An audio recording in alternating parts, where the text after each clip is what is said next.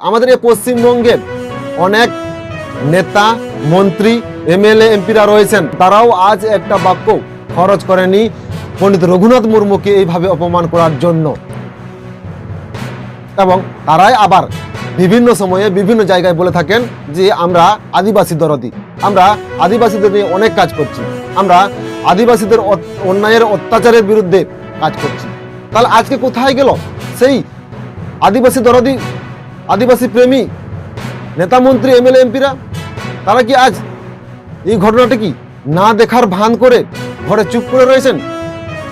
এটা আজকে বড় প্রশ্ন হয়ে দাঁড়িয়ে। এবং এরই সঙ্গে সঙ্গে আজকে বিভিন্ন আদিবাসী সামাজিক সংগঠনরা রয়েছেন, তারাও বিভিন্ন সময়ে বলে থাকেন যে আমরা আদিবাসীদের নিয়ে অনেক কিছু কাজ করছি। বিশ্বাস করে তোমার মতোই আমি হতে যাই, পড়বো তুমি পড়িতে আমিও পড়ি, আগে তো ভাই লাগছে পড়বো। এদের লোকগুলো কিছু জানেই না, আমরা ভাই বলি। সে কুলির মেলায় হারাই গেছিল, তুমি ফুচকা খাচ্ছিলে, তুমি একটা মেয়ের দিকে চলে গেলে, তুমি মজগুলো দারুণ দেখছে।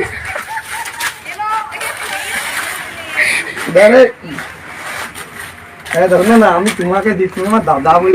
নমস্কার, জোহার, আর আপনারা দেখছেন দিনাম খবর। দিনাম খবরে আজকেও এক নতুন ভিডিও নিয়ে হাজির হয়েছি।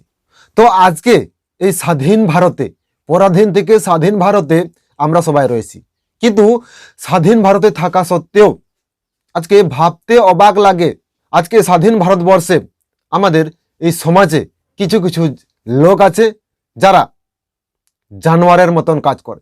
অর্থাৎ যে জানোয়ারের কথা আজকে এই ভিডিওর শুরুতে আমি বললাম, আপনারা কিছুক্ষণ আগে যে ভিডিও ক্লিপটি দেখলেন, আমি তার কথা বলছি।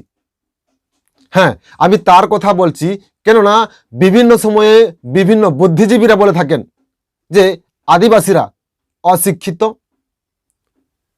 অসভ্য, তারা বিভিন্ন সময়ে বিভিন্ন জায়গায় পথ অবরোধ করে থাকেন, বিভিন্ন সময়ে বিভিন্ন জায়গায় বিভিন্ন সরকারি আধিকারিক অফিসে অবরুদ্ধ করে থাকেন।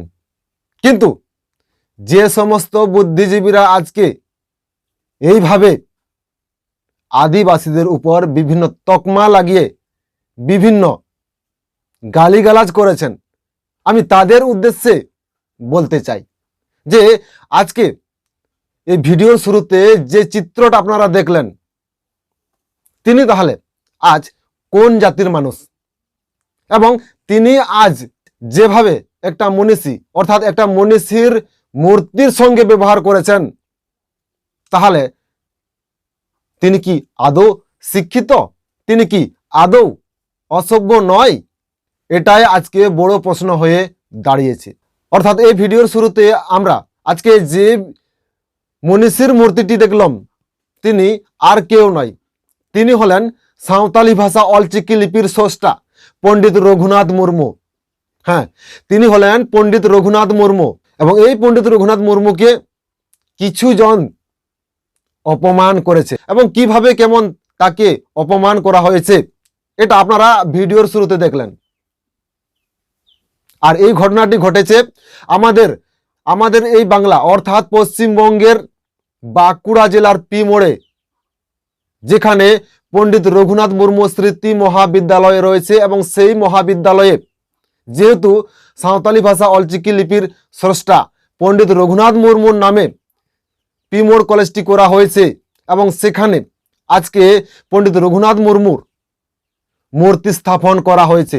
এবং সেই মূর্তিতে কিছু জন ছাত্রছাত্রী এইভাবে তাকে অপমান করেছেন। শুধুমাত্র এখানে ভিডিও ক্লিপে একজনকে দেখা যাচ্ছে, কিন্তু ব্যাকগ্রাউন্ডে আবার অনেক ছাত্রছাত্রী রয়েছেন যারা আজকের এই সভ্য সমাজে সভ্য জাতির মতন কাজ করেছেন। কেননা আমরা বিভিন্ন সময়ে বিভিন্ন বুদ্ধিজীবীর মুখের থেকে শুনেছি যে আদিবাসীরা অশিক্ষিত,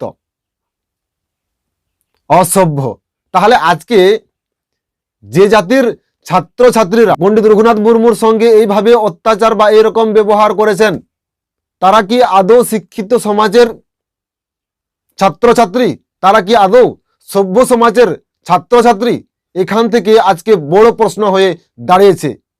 এবং যদি এই ঘটনাটি আমাদের এই পশ্চিমবঙ্গের বুকে আদিবাসী সাঁওতাল এক মনীষীর সঙ্গে এই ঘটনাটি ঘটেছে, যদি ঠিক আজকে এই ঘটনাটি রবীন্দ্রনাথ ঠাকুরের সঙ্গে হতো, বিদ্যাসাগরের সঙ্গে হতো, ক্ষুদিরাম বসুর সঙ্গে যদি হতো, নেতাজি সুভাষচন্দ্র বসুর সঙ্গে যদি হতো, আমি চাই না এখানে এইরকম নেতাজি, ক্ষুদিরাম বসু, রবীন্দ্রনাথ ঠাকুরের সঙ্গে হোক, কিন্তু যদি হতো তাহলে আজকে যে ছাত্র ছাত্রীরা এইভাবে পণ্ডিত রঘুনাথ মুর্মুর সঙ্গে করেছে, তাহলে বিদ্যাসাগরের সঙ্গে যদি হতো, তাহলে আজকে যে ছাত্রটি পণ্ডিত রঘুনাথ মুর্মুর সঙ্গে অত্যাচার করেছে তার অবস্থাটা কেমন হতো আমরা সেটা ভালো করে জানি। কেননা আমরা দেখেছি বিদ্যাসাগরের মূর্তি যখন ভাঙা হলো সেই সময় রাজ্য রাজনীতি থেকে শুরু করে বিভিন্ন সামাজিক সংগঠন, বিভিন্ন বুদ্ধিজীবী মহলরা এ নিয়ে নানান কথা বলেছেন, কিন্তু আজকে সমস্ত বুদ্ধিজীবীরা মুখে কুলুপ এঁটে বসে আছেন।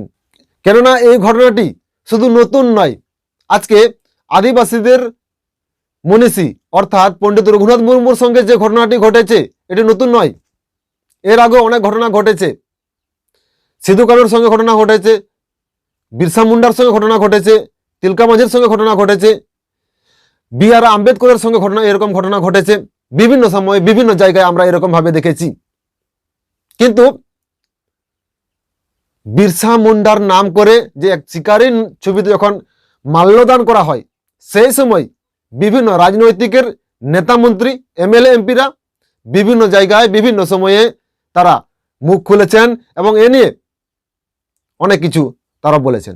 কিন্তু আজ যখন বাঁকুড়া জেলার পিমোড় কলেজে পণ্ডিত রঘুনাথ মুর্মুর সঙ্গে এরকম ঘটনাটি ঘটলো, তাহলে তারা আজ কোথায় গেল?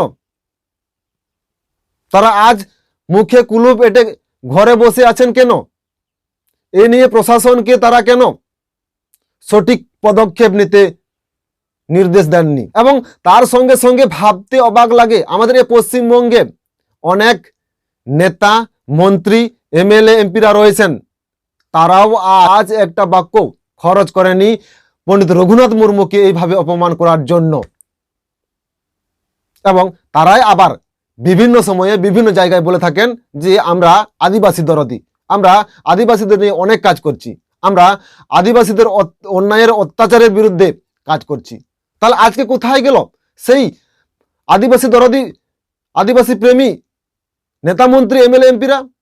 তারা কি আজ এই ঘটনাটা কি না দেখার ভান করে ঘরে চুপ করে রয়েছেন? এটা আজকে বড় প্রশ্ন হয়ে দাঁড়িয়েছে। এবং এরই সঙ্গে সঙ্গে আজকে বিভিন্ন আদিবাসী সামাজিক সংগঠনরা রয়েছেন, তারাও বিভিন্ন সময়ে বলে থাকেন যে আমরা আদিবাসীদের নিয়ে অনেক কিছু কাজ করছি, আমরা আদিবাসীদের দুঃখে সুখে, বিভিন্ন আদিবাসীদের মৌলিক অধিকার নিয়ে আমরা প্রতিনিয়ত প্রতি ক্ষেত্রে লড়াই করছি।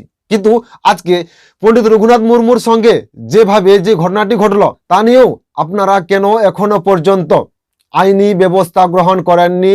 যিনি পণ্ডিত রঘুনাথ মুর্মুর সঙ্গে এইভাবে অত্যাচার করেছেন তার বিরুদ্ধে। কেননা আজ যেভাবে পণ্ডিত রঘুনাথ মুর্মুকে অত্যাচার করা হয়েছে বা পণ্ডিত রঘুনাথ মুর্মুর উপর যেভাবে অত্যাচার হয়েছে, সেটা শুধু সাঁওতালি ভাষা অলচিকি লিপির স্রষ্টা পণ্ডিত রঘুনাথ মুর্মুর উপর হয়নি, সমগ্র আদিবাসীদের উপর হয়েছে, সমগ্র সাঁওতাল জাতির উপর হয়েছে এবং সমগ্র পিমোড় কলেজের ছাত্রছাত্রী এবং সেখানের অভিজ্ঞ শিক্ষক শিক্ষিকার উপরেও এই অত্যাচারটি হয়েছে। এবং এ নিয়ে ওই এলাকার বুদ্ধিজীবীরা যদি চুপ থাকেন, পরবর্তীতেও দিনকে দিন এই ঘটনাটি ঘটেই চলবে। তো আজকের এই ভিডিওটি এখানে শেষ করা হলো এবং এই ভিডিও নিয়ে আপনার মূল্যবান বক্তব্য আমাদের এই ভিডিওর কমেন্ট বক্সে কমেন্ট করে জানাবেন। এবং আজ যিনি পণ্ডিত রঘুনাথ মুর্মুর সঙ্গে এইভাবে অত্যাচার করেছেন বা এইভাবে ব্যবহার করেছেন তার কি শাস্তি হওয়া উচিত, এটাও আপনারা এই ভিডিওর কমেন্ট বক্সে কমেন্ট করে জানাবেন।